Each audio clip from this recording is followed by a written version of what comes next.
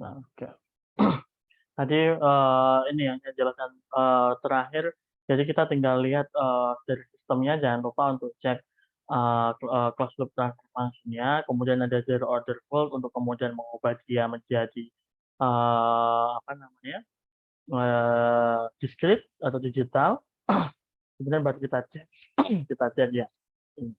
Contohnya misalkan seperti ini, jadi ada sistem gambarnya seperti yang tadi, jadi anggapannya sudah paling sederhana, kemudian sistem tersebut ada feedback-nya.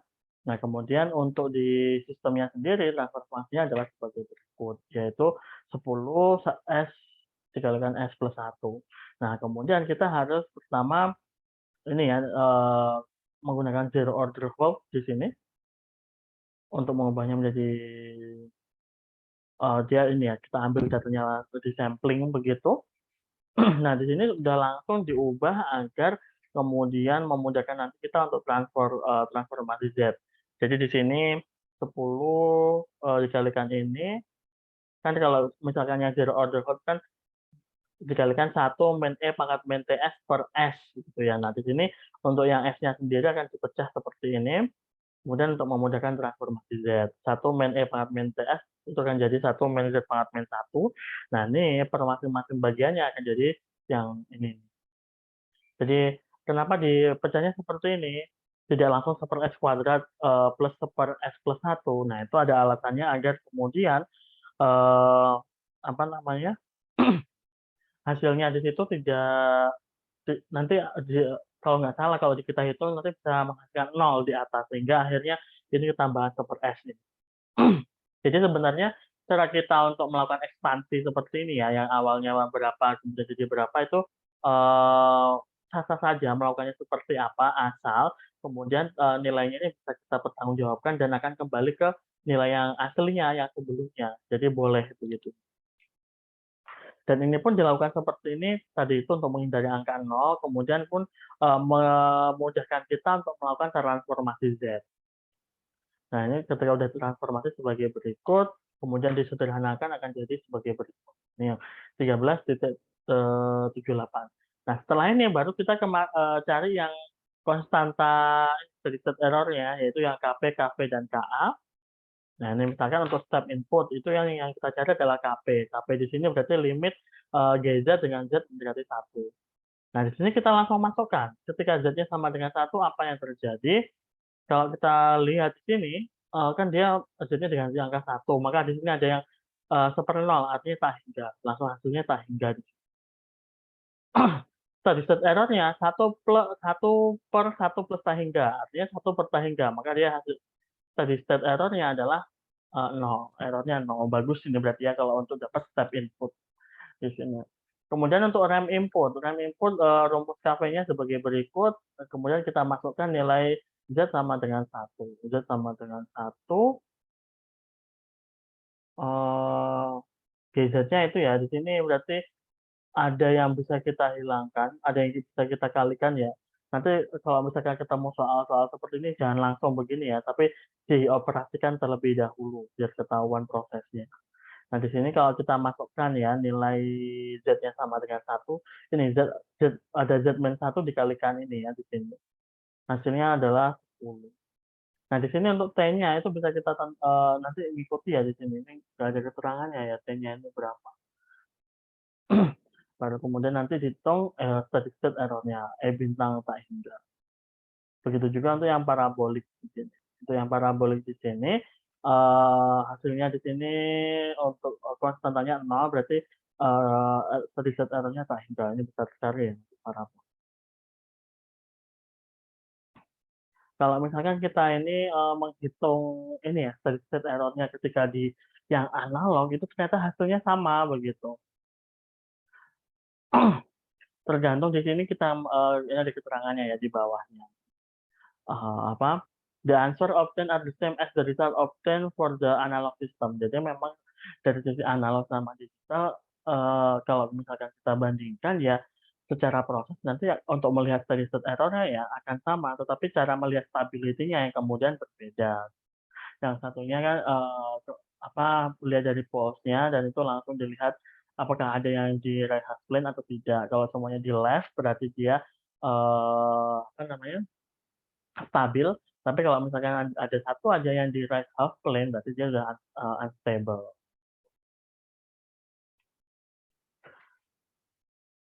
Oke. Nah, nanti bisa dicoba, nah ini diketahui ya di sini, kalau tadi kan nggak diketahui ya T-nya, T-nya berapa di sini. Ada nggak ya? Nggak ada ya di sini ya. Nah, kalau ini di contoh ini bisa teman-teman coba. Nah, di sini ada nilai G-nya, ini cukup, lebih panjang ya dibandingkan yang tadi. Kemudian T-nya disuruh mencoba yang, 0,1 second dan 0,5 second. Untuk T-nya yang, 0,1 KP, KV, dan KA-nya udah seperti ini. Tapi untuk yang 0,5 second sistemnya nggak stabil, kalau misalkan kemudian kita coba lihat.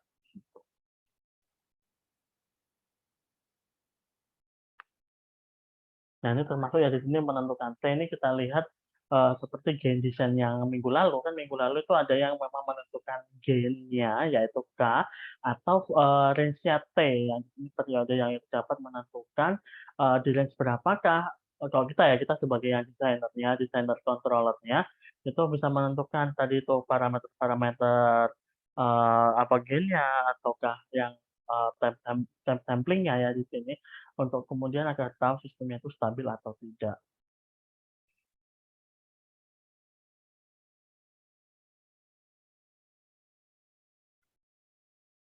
Untuk steady state error mungkin ada yang ingin ditanyakan?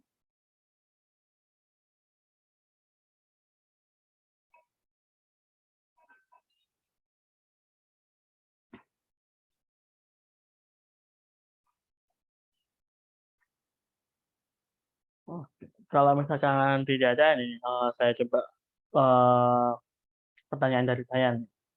Kira-kira yang kalau misalkan tadi ini, ada 3 macam ya ini inputannya, misalkan contoh yang ini. Di sini ada step, ada ramp, ada parabolic input. Harapannya itu kalau misalnya kita punya sistem terus, kita punya steady state error yang seperti apa sih sebenarnya? Dengan 3 input yang berbeda ini.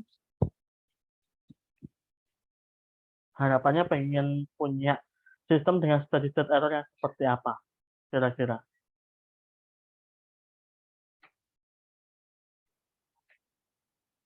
Ada yang mau coba jawab silahkan.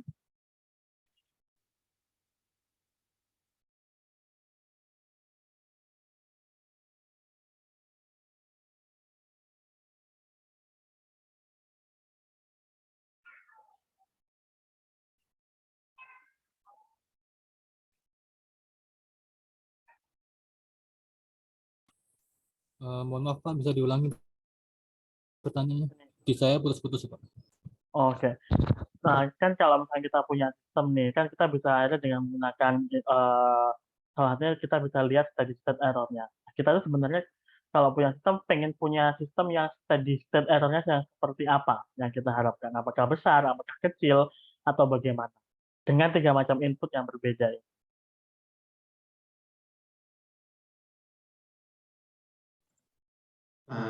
Error yang kecil, Pak.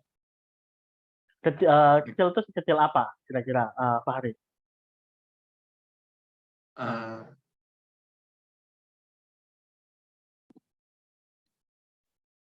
yang pas dia naiknya itu nggak berosilasi terus cepat ke hasil yang kita inginkan gitu, Pak. Oke, nah kalau kita, bahasnya sebagai error-nya, berarti itu, eee, kita bilangnya apanya nih? Kan kalau tadi kan lebih ke hasilnya nih, nah itu yang direkam gitu. Berarti kalau kita, lihat, tadi di sini steady state error berarti apanya berarti?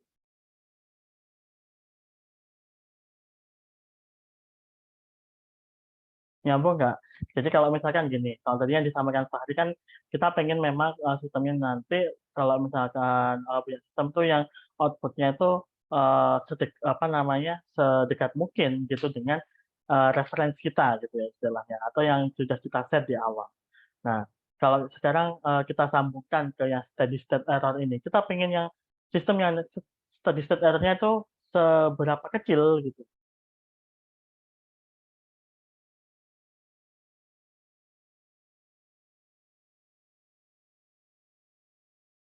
Bagaimana kira-kira? Atau harus ini, harus mungkin kalau kan ada 3 input yang berbeda nih, ada step input, ada rem input, ada parabolic input. Ataukah harus, ketiga-tiganya itu nilainya kecil, ataukah salah satu saja, atau bagaimana?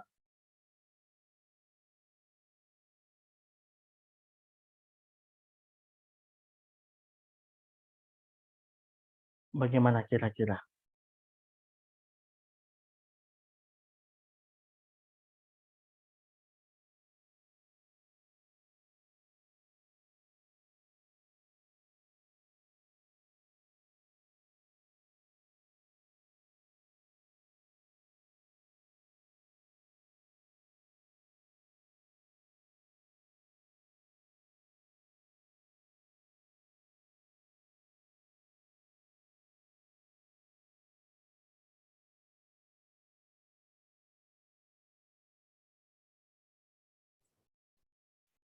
Mungkin ketiga-tiganya, Pak. Kecil ketiga-tiganya. Bisa ngasih contoh kira-kira Taufik? Kan tadi kan seperti saya, sampaikan nih kalau yang step input mungkin, identiknya kalau misalkan yang mau kita kontrol begitu, itu, misalkan ini apa, jarak gitu. Kalau rem itu mungkin kecepatan, kalau parabolik itu percepatan.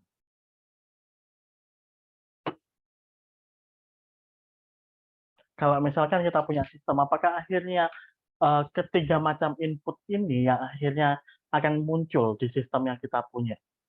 Mungkin nggak ketiga-tiganya?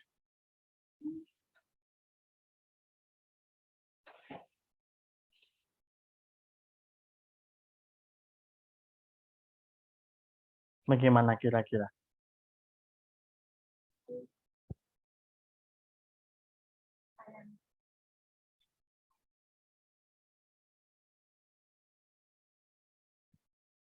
Bagaimana?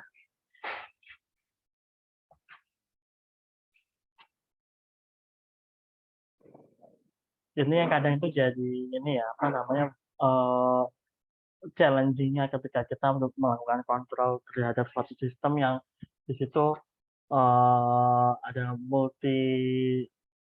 bilangnya bukan multi domain ya, tapi, saling saling berkaitan antara satu bagian dengan bagian yang lain. Nah ini contoh misalkan, eee, contoh ke apa ya, mungkin exoskeleton deh misalkan di bidang kita gitu. Ada, di sana ada memang sistem kontrol yang kemudian kita bisa, letakkan tergantung nanti bagian apa yang akan variabel apa yang ingin kita kontrol di sana. Ada kalanya kita ingin mengontrol misalkan, eee, ini agak ini ya, nanti spesifik tergantung kasusnya biasanya. Itu, misalkan kita ingin mengontrol sudut yang dibentuk oleh exoskeleton. Jadi sudut misalkan exoskeletonnya itu ada mulai ini ya, di lengan ya, mulai dari pundak sampai sampai di apa, tangan begitu, dan itu, fokus untuk, mengontrol sudutnya. Jadi yang di-sensing itu adalah sudutnya, kemudian, yang jadi plan atau prosesnya itu adalah motor di sini. Nah, itu ada kalanya memang akhirnya kemudian yang kita kontrol itu adalah sudutnya. Oh, akhirnya, sudutnya nanti harus sesuai dengan yang kita inginkan, maksimum, minimum, ROM-nya, range of motion-nya itu harus berapa. Nah itu, eee, satu sisi seperti itu. Kalau yang seperti itu kan berarti dia, eee, levelnya itu masih yang, step input ya di sini nanti, apa yang bisa mewakili. Nah ini sudutnya yang kita lihat. Ada kalanya mungkin bukan sudutnya yang dikontrol, tapi kecepatannya. Nggak cuma sudut ya mungkin ya, tapi kecepatannya. Kecepatan dari si exoskeleton untuk bergerak menuju ke posisi tertentu, kayak gitu misalkan. Ini yang kemudian kadang itu agak ribet gitu ya untuk kemudian mendesain controllernya apabila, variabelnya banyak. Dan apalagi kalau yang, seperti exoskeleton ini itu termasuk salah satu jenis bukan cuma exoskeleton ya, mungkin ortosis atau protesis pada umumnya itu sifatnya kan mereka itu, customize, apa apa istilah lainnya, eee, kayak spesifik spesifik untuk tiap masing-masing orang. Jadi istilahnya satu orang dengan orang yang lain itu pasti berbeda. Termasuk tadi itu parameter-parameter yang terkait dalam proses kontrolnya. Kayak misalkan sudut yang terbentuk. Mungkin kita tahu nih, range of motion umumnya itu berapa. Tapi belum tentu kemudian pada orang yang berbagai macam orang kemudian akan mengikuti range tersebut. Maka akhirnya harus dilihat per masing-masing orang yang kemudian itu akan jadi batasan untuk orang-orang tertentu itu, kayak gitu. Nah, ini yang kemudian jadi salah satu inputan untuk sistem kontrolnya agar bagaimana dengan berbagai macam inputan seperti ini itu tetap bisa dikontrol gitu. Kadang akhirnya ya harus kita istilahnya kalau mendesain kontrolnya kita harus benar-benar hati-hati di bagian dalam di prosesnya begitu. Atau mungkin memang ketika mendesain di awal memang mampu mengkondisikan dengan berbagai macam inputan yang di sini tuh beda-beda tadi di setiap orang. Jadi harus benar-benar diperhatikan. Itu baru sudutnya gitu ya. Ada kemudian yang berbeda lagi itu adalah kecepatannya. Kecepatan dari geraknya si silengan. Geraknya silengan yang bagian bawah, bagian lengan yang bagian bawah. Itu mau dikontrolnya seberapa cepat, tapi nanti landingnya itu kan selalu sama. Kayak gitu. Ini pun nanti, ini baru yang dari sisi, istilahnya apa ya, dari sisi controlling secara digital. Akan ada muncul apa yang dibilangnya itu permasalahan lagi kalau kita lihat berdasarkan device-nya. Misalkan kalau pada apa namanya exoskeleton seperti ini yang cukup krusial perannya itu adalah kemampuan motornya. Jadi di sini kan kalau untuk exoskeleton si exo-nya di sini ketika mau digerakkan juga harus apa ya bilangnya ya, mampu menahan beban yang ada di tubuh. Tapi mungkin nggak seberat ketika itu di ekstremitas bawah ya, yang exoskeleton yang di ekstremitas bawah. Yang di atas ini tetap ada beban dari lengan, gitu yang harus dikompensasi kadang. Nah, ini kemudian akan apa ya? Kalau misalnya kita tarik lagi ya kembali lagi ke tadi jenis motor yang kita gunakan itu. Motornya akan bagus, akan smooth kalau dia mungkin nanti kecil, kemudian gerakannya bisa halus. Tapi kalau misalkan nanti terlalu besar, nah gerakannya bisa oke, mampu punya torsi yang gede, tapi kemudian dari sisi tampilan kurang enak dilihat. Karena kan di sini tergantung ya tujuannya nanti kalau ortosis memang pengennya kan dipakai sehari-hari dan harapannya ya nggak yang gede-gede banget karena nanti orang akan enggan memakai. Jadi percuma gitu ya ketika kita mendesain yang seperti itu mampu berjalan dengan baik tetapi ternyata kurang convenient dari segi estetiknya itu kurang, orang pun atau pasien tuh enggan memakainya pasti. Nah, hal-hal yang kayak gini akan jadi pertimbangan gitu kemudian untuk apa namanya menentukannya. Nah, itu sekompleks itu ya sebenarnya yang akan kita apa ya yang harus kita perhatikan ketika kita mau mendesain atau entah itu dari segi alatnya atau sampai ya controllingnya yang secara digital yang kita pelajari sekarang. Kayak gitu. Saya kurang tahu sih apakah ada yang sampai ke parabolik, saya belum tahu, tapi yang saya tahu sudut atau yang percepatan sudut itu ada begitu. Jadi memang yang dikontrol dua itu yang pengen coba dipertahankan begitu ya, sehingga untuk mendesainnya pun nggak bisa sembarangan. Nah, teman-teman kan udah belajar juga ya metode tuning banyak di sana yang itu biar istilahnya kita nggak sekedar ngasal gitu, ngasal milih nilai untuk kemudian melakukan tuningnya. Nanti diganti berapa. Nah, ini yang kemudian kadang nanti akan jadi pengaruh ketika secara device itu berbeda satu orang dengan orang lain. Jadi harus benar-benar diperhatikan.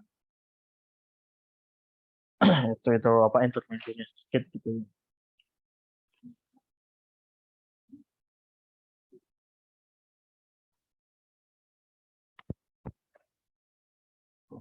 Bentar.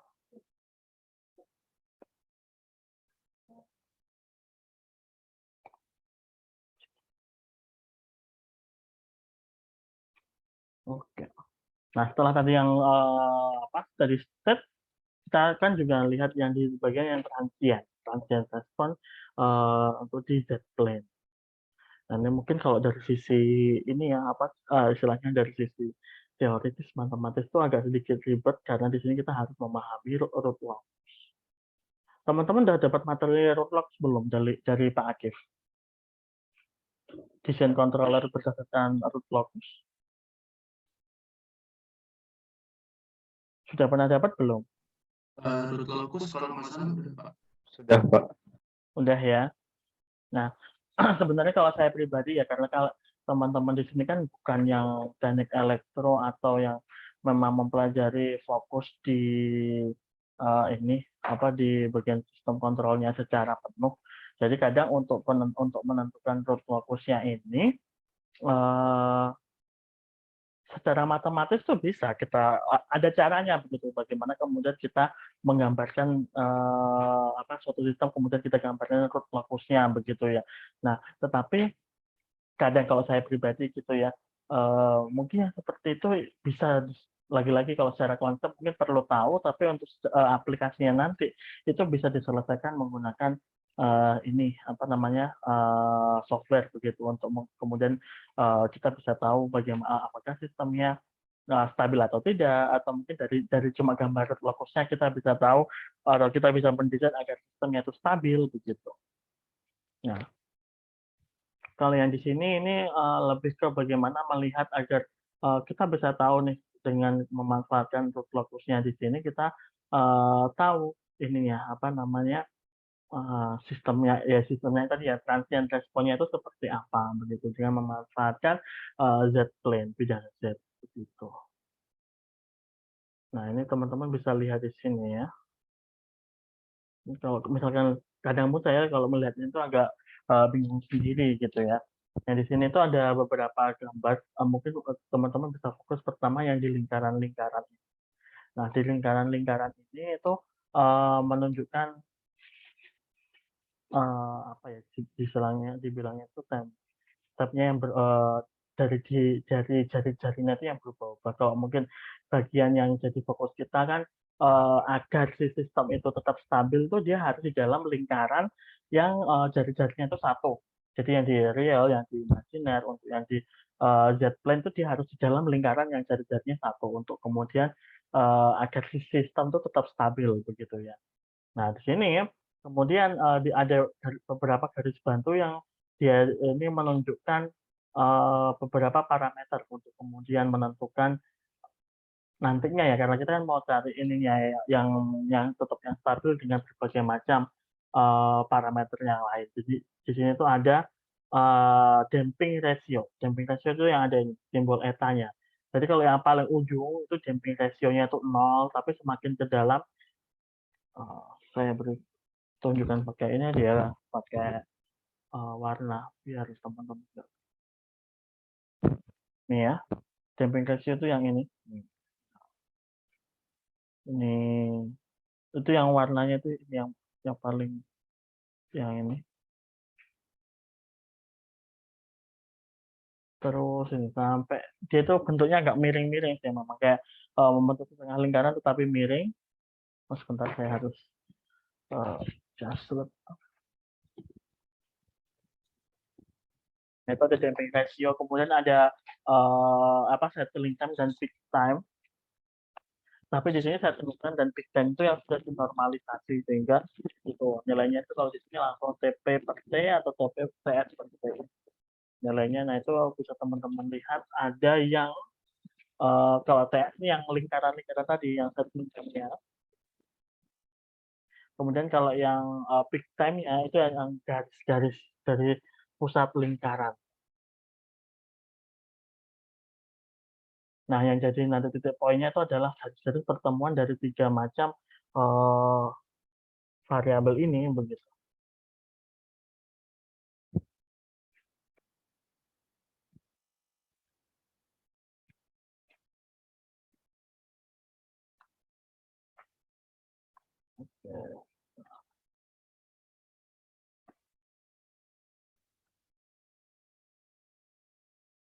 Oke, nanti di sini ada ini ya, penjelasannya bagaimana kemudian untuk menghitungnya.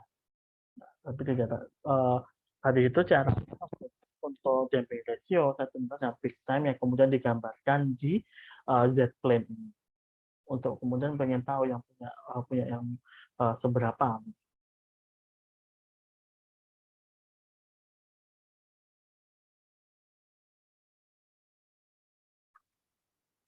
Kalau misalkan kita masih melihatnya di sisi yang transient, kan pasti di sana itu ada ini ya, apa namanya,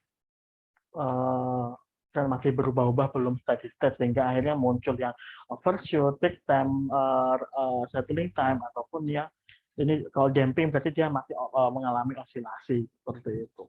Dan harapannya pun walaupun masih munculnya seperti itu, tapi at the end nanti dia akan menuju ke yang steady begitu ya, nggak kemudian semakin menjauh dari titik apanya ya, titik referensi yang sudah kita tentukan seperti itu.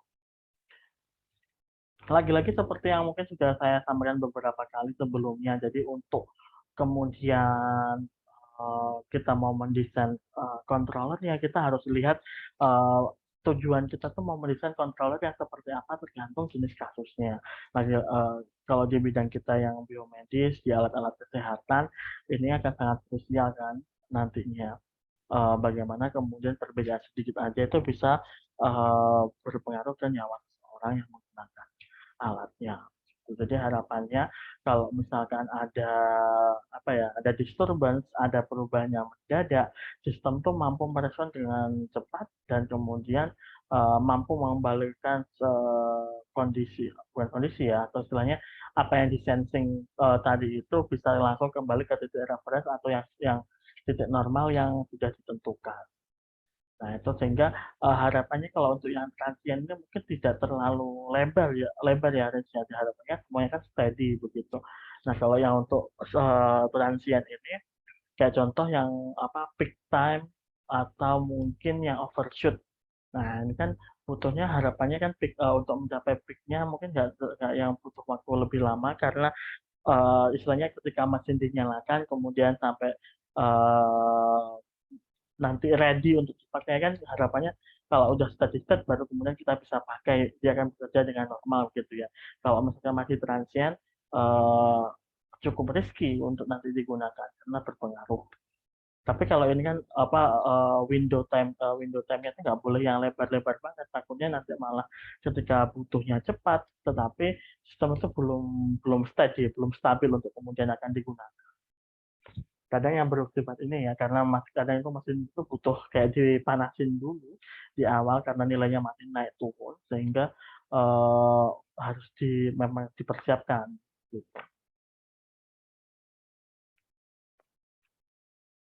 Oke, saya nggak akan masuk lebih dalam untuk yang ini, jadi saya akan menunjukkan ke teman-teman. Di sini ada cara kemudian untuk kita bisa lihat nih pengen tahu kalau misalkan bagaimana mendapatkan pengen yang misalnya damping ratio-nya sekian, tapi kemudian dia masih oke, apa masih stabil begitu, atau kemudian dikaitkan dengan settling time ataupun peak time. Dan ini juga ada di sini digambarkan secara matematis, dijelaskan secara matematis. Selanjutnya ada gain design on the Z-plane. Nah, kalau untuk apa gain design ini seperti yang sebelumnya minggu lalu kita sudah mencoba bagaimana mencari gain ya, kita mencari gain K, bahkan sampai ada satu lagi contoh soal yang mencari range-nya T agar kemudian sistemnya tuh tetap stabil tuh bagaimana caranya. Nah, di sini kita harus tahu kalau misalkan untuk mendesain ini kita bisa macam-macam sebenarnya.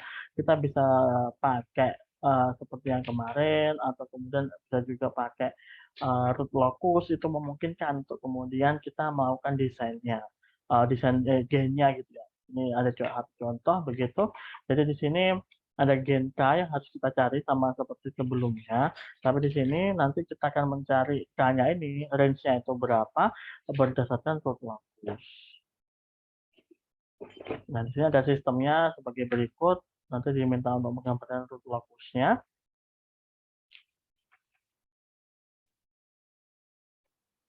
Nah, di sini caranya adalah untuk kemudian menggambarkan root locusnya, kita harus anggap yang Z ini masih di domain S, kemudian untuk memudahkan. Nah, di sini digambarkan di bawah ini ya. Bentar, kita lihat ini dulu. Resultnya seperti di bawah. Ini ada caranya kemudian untuk menggunakannya bagaimana.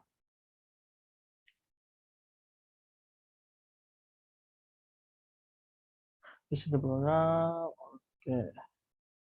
Nah, dia gainnya di sini unit circle-nya 1, sudutnya 60. Gain at this point is 0.5. Nah, teman-teman bisa lihat di sini. Di sini kan ini ada unit circle punyanya untuk menentukan ini, untuk menentukan apakah stabil atau tidak yang di domain Z ini kan ya, ini Z plane di sini. Nah, ini kemudian kita gambarkan root locusnya. Nah, ini saya tidak akan menjelaskan bagaimana mendapatkannya. Teman-teman bisa lihat atau mungkin sudah dapat sebelumnya. Atau di YouTube juga cukup banyak caranya untuk kemudian menggambarkan root locusnya. Nah, kemudian dari sini kita lihat di unit circle ini perpotongannya di mana. Nah, ketika perpotongan tahu di mana, kita tarik ke titik 0, baru kemudian kita tahu nih sudutnya berapa. Nah, sudutnya berapa, dan kemudian di sini untuk ini ya, sebentar, unit circle-nya di sini oke, 1 benar.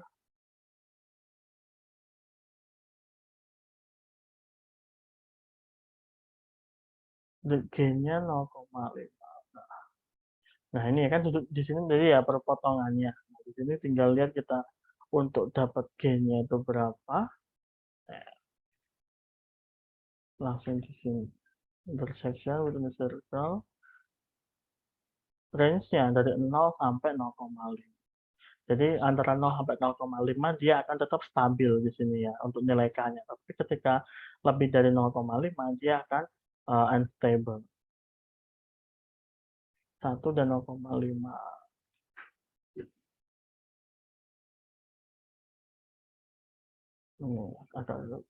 Memang agak susah ya untuk mendapatkan ininya, apa namanya, root locusnya.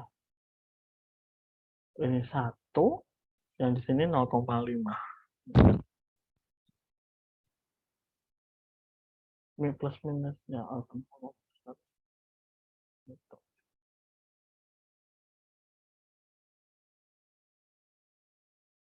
Nah, ini ada contoh selanjutnya. Kalau misalnya dengan yang sama, kita akan diminta untuk mencarikan dengan damping ratio yang untuk mendapatkan damping ratio 0,7. Nah, di sini yang harus kita lakukan, lagi-lagi ya, kita lihat pakai root locus kalau yang di sini. Nah, ini. Untuk damping ratio yang 0,7, root locusnya itu kan tadi melewati ini. Nah, ini root locusnya melewati ini, dicari titiknya, titik pertemuannya, baru kemudian ditarik garis dari 0. Dan di sini akan membentuk sudut. Membentuk sudut, sudutnya 16,62. Nih ya.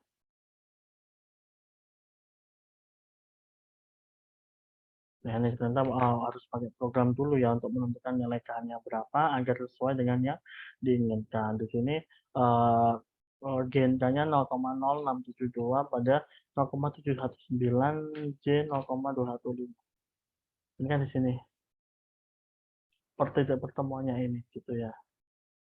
Itu dapat itu ya.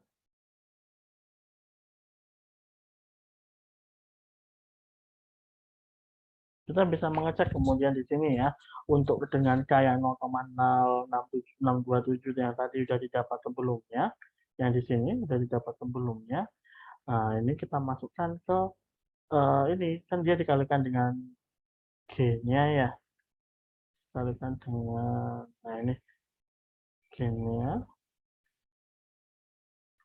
kemudian R-nya di sini Z per Z min 1 dapat kemudian yang kalau untuk step input ya di sini dapat sebagai berikut.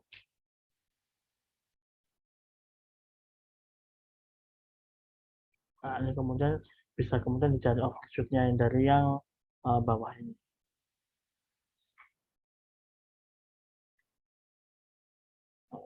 Contohnya ya kalau gini 0,0027.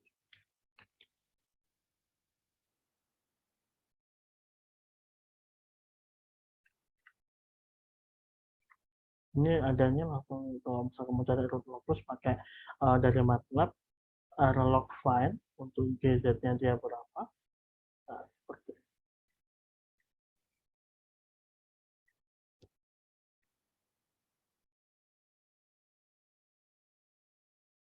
Cascade computation ini seperti yang saya sampaikan tadi ya. Kalau di sini kalau untuk kemudian membutuhkan adanya ini ya kompensator begitu ya untuk controllernya. Nah ini kita harus buat di desain terlebih dahulu seperti ini. Kalau misalkan ini untuk mengomentasi kalau misalkan sistemnya memang sudah punya tadi misalnya overshoot-nya sekian, kemudian ada setting-nya sekian, yang kemudian ini mau diperbaiki begitu ya. Nah itu bisa menggunakan. Tapi kemudian di sini cara mendesainnya bagaimana?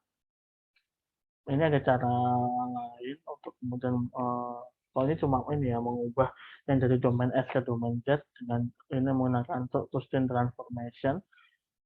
Ada yang saya kurang tahu kayak kalau saya nggak salah ingat tidak semuanya bisa langsung dilakukan yang seperti ini. Jadi kalau saya amannya tetap menggunakan transformasi Z.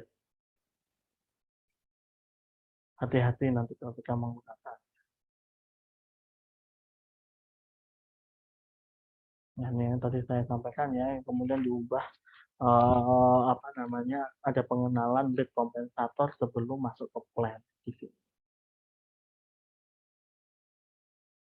Nah ini misalkan diketahui yang apa namanya closed loop tapi yang masih analog sebagai berikut. Nah kita diminta untuk mendesain lead kompensator.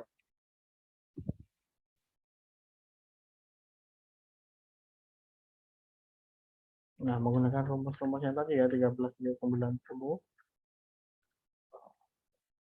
ini ya rumusnya ini tadi.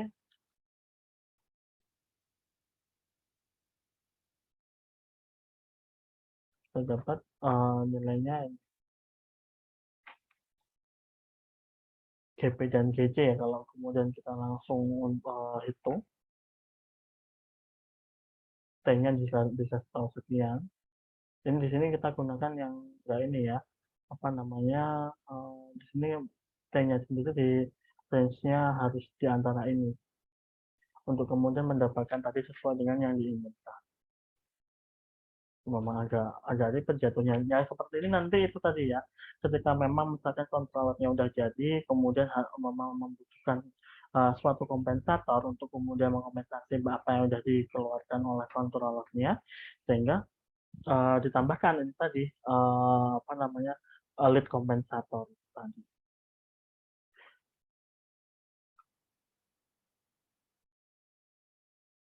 Nah, ini ada zero order hold, ada plan-nya dan datanya udah ditentukan sekian, kecil sekali ya angkanya.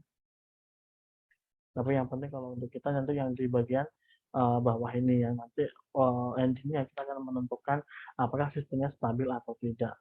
Lagi-lagi semua akan mengarahnya ke sana ya karena harapannya dengan adanya berbagai macam controller atau apa pengecekan karakteristik yang sudah kita lakukan semuanya bertujuan agar sistem yang kita punya itu kita bisa ngecek ya sistemnya itu stabil atau tidak karena nanti ya respon yang akan diberikan secara realnya akan sesuai dengan itu gitu. T-nya di sini sampling time-nya itu juga akan sangat berpengaruh gitu ya. Apakah dia besar atau kecil itu pengaruhnya nanti ke data yang akhirnya akan ditangkap. Ini ada ditunjukkan di sini. Ketika ini ada yang warna biru kecil, ini T-nya atau sampling time itu 0,026 second. Tapi yang kalau yang warna abu-abu, yang luar, kelihatan nggak ya teman-teman? Nah, ya. Kalau yang abu-abu ini yang 0,088. Jadi bisa dilihat perbedaannya ya. Yang warna hitam itu ya yang dia apa namanya yang analog gitu. Dan kita mau agar harapannya ya semakin mendekati yang analog gitu. Makanya kalau untuk yang digital, penentuan sampling time-nya di sini cukup berperan signifikan begitu untuk kemudian agar data yang terekam nantinya atau data yang udah disampling itu ya, karena kan nggak semuanya masuk, itu tetap representatif untuk data aslinya gitu. Jika nanti datanya itu terlalu ngambilnya terlalu lebar atau berarti sampling time-nya terlalu lama, nah efeknya jadi tadi itu kurang representatif.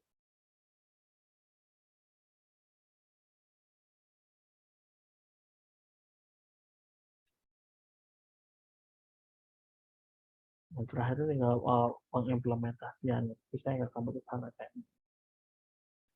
Oke. Sampai di sini silakan jika ada yang ditanyakan.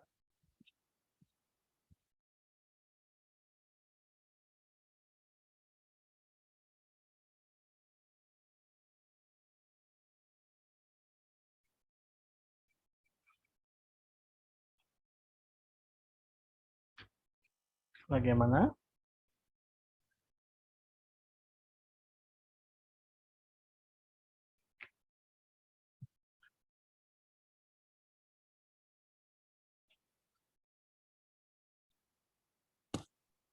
Dari saya belum ada, Pak.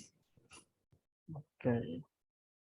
Nah, sebenarnya kalau dari sisi materinya sendiri, kalau dari saya sebenarnya sudah cuma sampai itu aja, karena terakhir kita akan untuk materi yang sistem kontrol ini sampai yang di digital aja, terutama untuk desain tadi ya gainnya itu, desain kontrolnya untuk yang lead condensator terus tambahan sebenarnya. Pertama kalau untuk mendesain controllernya itu misalkan tadi K sama T itu terutama yang cukup krusial gain ataupun sampling time.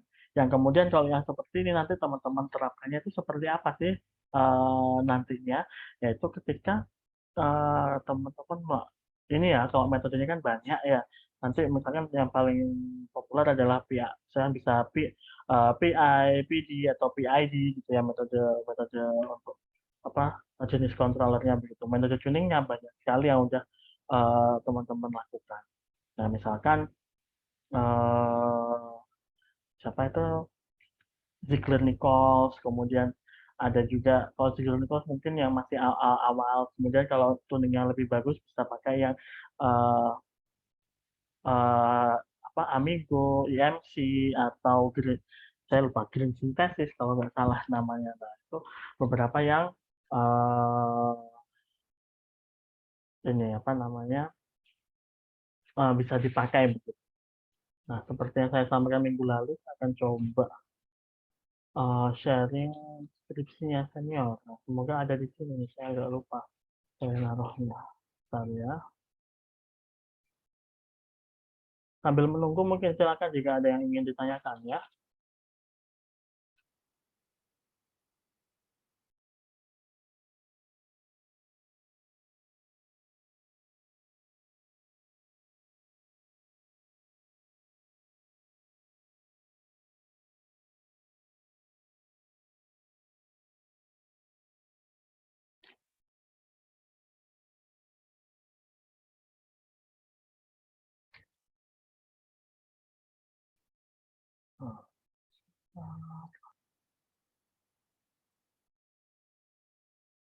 Saya nggak dikasih ininya.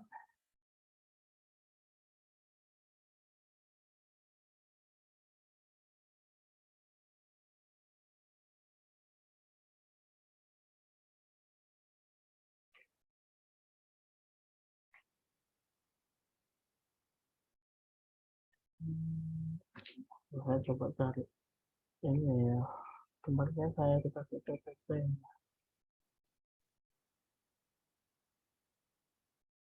Saya pause dulu aja.